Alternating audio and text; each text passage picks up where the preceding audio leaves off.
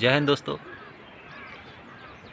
आज मैं हिस्ट्री का इम्पोर्टेंट टॉपिक सब्सिडरी अलायंस इसके बारे में मैं आपको बताऊंगा। सबसे पहले दोस्तों मैं आपको बता दूं कि ये सब्सिडरी जो पॉलिसी बनाई गई थी ब्रिटिश के द्वारा, ये कंटिन्यूशन थी रिंग फेंस पॉलिसी की। अब रिंग फेंस पॉलिसी क्या होता है दोस्तों, उसके बारे में थोड़ा मैं आपको डिटेल में बताऊँगा। ये रिंग फेंस पॉलिसीज है, this was introduced for the first time by governor general Warren Hastings in 1765।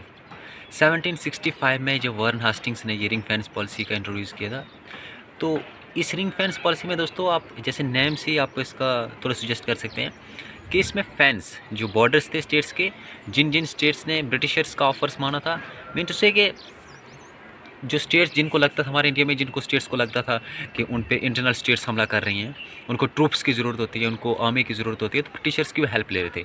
और ब्रिटिशर्स ने ये पॉलिसी इख्तियार की थी कि वो उन स्टेट्स की जो बॉर्डर है वहाँ पे फेंस लगाएंगे, FENC, फेंस मीन बाड़ लगाना। तो वहाँ पे उन्होंने बाड़ लगाया फॉर द फर्स्ट टाइम।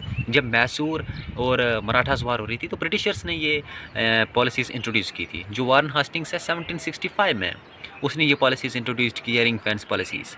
और उसी पॉलिसी की कंटिन्यूशंस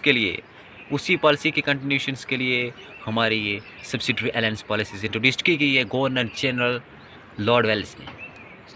जब लॉर्ड वेल्स ने ये पॉलिसीज़ इंट्रोड्यूस किया 1798 में, तो दोस्तों ये एक किस्म की कंटिन्यूशन थी, उस पॉलिसीज़ के लिए कंटिन्यूशन थी, उसको जारी रखने के लिए ये पॉलिसी तैयार की गई थी सब्सिडरी अलायंस। दरअसल ये भी एक एनेक्सेशन पॉलिसी थी। इंडियन जो टेरिटरीज़ थी, जो प्रिंसली स्टेट्स थी, इंडिपेंडेंट जो स्टेट्स थी, उन पे कब्ज़ा करने के लिए ब्रिटिशर्स की नई नई पॉलिसीज़ इख्तियार कर रहे थे। अब ये पॉलिसी थी क्या दोस्तों, इस पॉलिसीज़ के रिलेटेड देखा जाए तो according to this policies Indian rulers were not allowed just to form their independent armies. उनको अपनी जो इंडिपेंडेंट आर्मी बनाने का कोई भी हक नहीं था।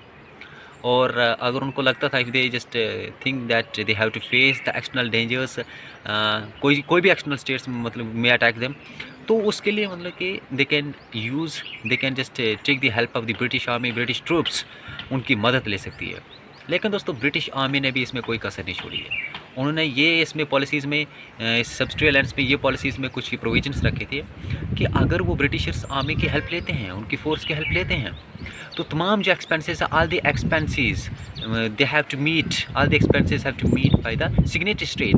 जो सिग्नेटरी स्टेट है, जिस स्टेट से इस सब्सिडरी अलायंस का पार्ट बनती है, तो उसको तमाम एक्सपेंसेस उसको देना पड़ेंगे, ब्रिटिशर्स आर्मी के एक्सपेंसेस।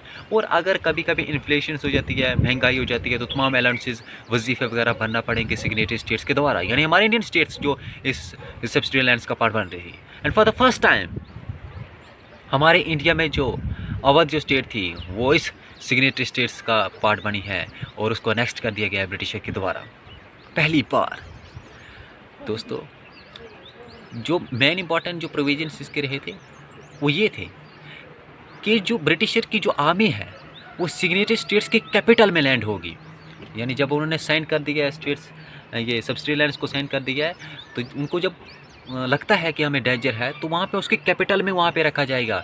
वहाँ पे जो ट्रूप्स है ब्रिटिशर्स को कैपिटल में वहाँ पे जाएंगे, वहाँ पे लैंडेड होंगे। और दूसरा जो प्रोविजन इसका कहता है कि जो सिग्नेटरी स्टेट्स है वो किसी दूसरी कंट्री के साथ ट्रीटी नहीं बना सकती।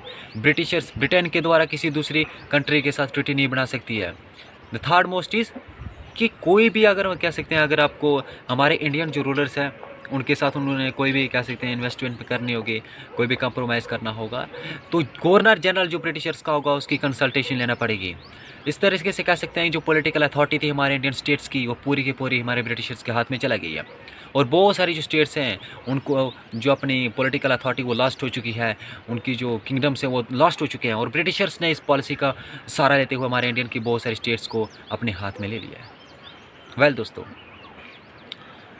इसी तरीके से दोस्तों जो ब्रिटिशर्स थे एक नए से नए पॉलिसीज़ इख्तियार करते गए। For example ring fence policy, subsidiary alliance policy, doctrine of lapse, policies of the paramountcy, इसी तरीके से बहुत सारी पॉलिसीज़ इख्तियार करके उन्होंने हमारी जो इंडिपेंडेंट स्टेट्स थी एंड जो प्रिंसली स्टेट्स थी उन पर पूरा का पूरा कब्जा मार दिया, और आखिरकार एक नया ब्रिटिश एम्पायर वहाँ पर मैरिज हो चुका है। दोस्तों बस ये जो सब्सिडियल पॉलिसीज़ थी आपको उसके बारे में थोड़ा समझ आ चुका है कि इंडियन रूलर्स उनको ये अलाउड नहीं था कि वो अपनी इंडिपेंडेंट आर्मी फॉर्म करें, और अगर उनको प्रोटेक्शंस की ज़रूरत होती थी कि उनको एक्सटर्नल डेंजर फेस करना पड़ेगा तो they can take the help of the British army, they can take the help of the British troops while they have to meet all the expenses of the British troops in case of the inflation, there is inflation, they have to meet all the allowances and or the forces will be landed in the signatory capitals, I mean to say signatory state capital। और इसी तरीके से जो British की जो subsidy alliance policies है, इसने तमाम जो स्टेट्स को, बहुत सारे स्टेट्स को अपने स्कंजे में ले लिया है। मीन वहाँ पे एक कन्क्वेस्ट हो चुका है दोस्तों। जो रूलर्स थे उनकी पॉलिटिकल अथॉरिटी पूरी ब्रिटिश के हाथों में चला गई है। कोई भी वो ट्रीटी नहीं साइन कर पाएंगे, कोई भी वो कह सकते हैं आप किसी दूसरी कंट्री के साथ इन्वेस्टमेंट नहीं कर पाएंगे वगैरह वगैरह, उनको कंसल्टेशन से लेना पड़ेगी। तो पॉलिटिकल अथॉरिटी पूरी जाने के बाद ये स्टेट्स ऑटोमेटिकली ब्रिटिश के जो एम्पायर उसमें कह सकते हैं सबमर्ज हो चुकी है। ये थी इसके बारे में जानकारी दोस्तों। वीडियो आपको कैसे लगी लाइक कर दीजिएगा वीडियो को, और शेयर सब्सक्राइब कर दीजिएगा दोस्तों हमारे चैनल को। वेल, जय हिंद।